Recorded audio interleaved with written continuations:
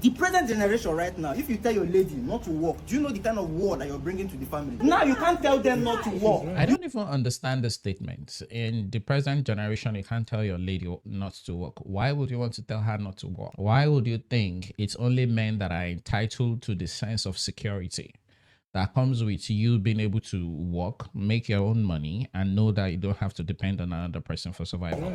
Because even the ladies that is working now, nobody's against you as a lady working. It's overstepping your boundary. Okay, let me give you a typical example. A woman goes to work, she comes back and she's tired. Dinner, what will happen to dinner? Which person's work is that? Yes, I can cook. But on a normal, now we are bringing back the traditional. Now, I'm talking about cooking. It's not like the man can't cook.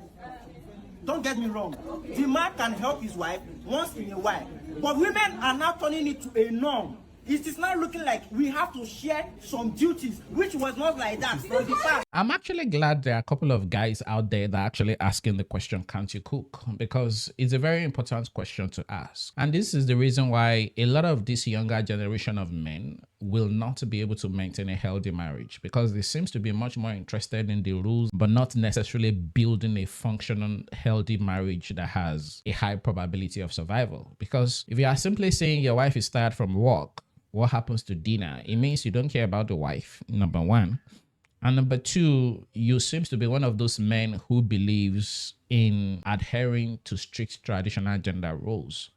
And the problem with that is this. What happens when one of you is not in a position to fulfill that role? Take, for example, on one hand, you think it's a woman's job to cook. Therefore, even though you are the man, you're at home, you don't want to do the cooking, even though you know she has been to work and she's tired because she's just coming back from work. Okay, so you don't want to do the cooking. What happens to the day you are broke and your finances is not in place and she is the one who has the money and you need to pay house rent? Why would she not tell you, well, who is going to pay the rent? Because you've set a precedent that it's not about building together, it's about roles and duties.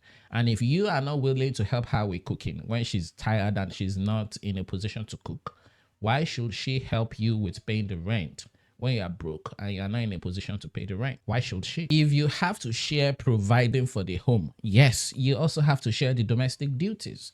Otherwise, it becomes unfair to who is carrying the bulk of the load. So if the woman is having to go outside to work just like the man, which is not her traditional duty as a woman, the man must be willing to engage in some domestic duties as well. Why should the woman step out of her so-called feminine duties to pick up masculine duties of providing for the home, but the man is not willing to step out of his masculine duty to take up of some feminine duties? This is why I think these days marriages is going through a self-destruct, because the blueprint of marriage that we have been given for a very long time and we have been operating on is not going to be functional with most homes today.